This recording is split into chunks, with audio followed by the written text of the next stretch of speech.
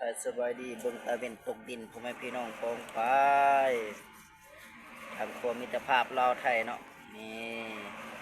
ตาเวนตกดินงามๆแบบนี้แหละเด้นะโอ้พูนงามพูนเบิ่งเอาพูนงามลายตาเวนตกดินนี่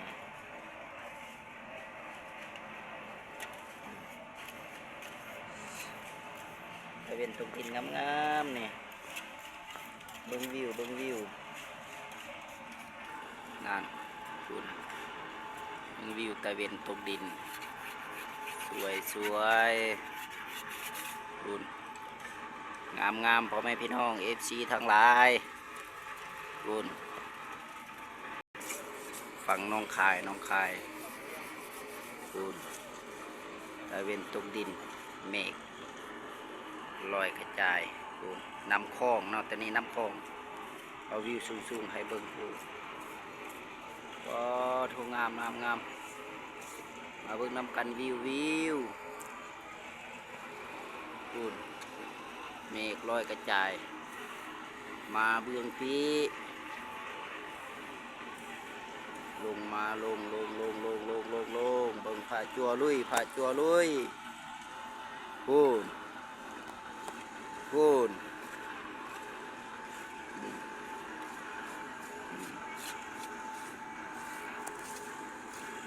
ผาจัวลุยเนี่ย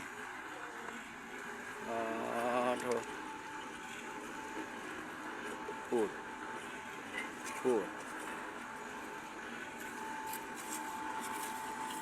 จานไงลงมือเอง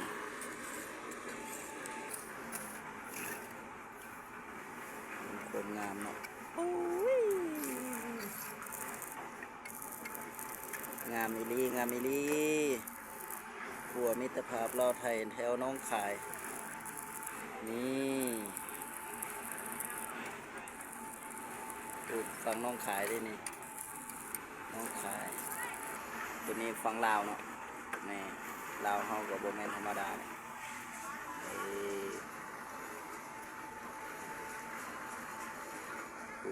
วิวสวยๆงาม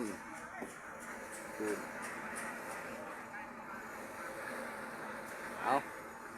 ฝากกดไลค์กดแชร์กดติดตามเป็นกำลังใจวิวงามให้เบิ่งได้เด้อในพี่น้องกองป่ายจอมธาตุดวง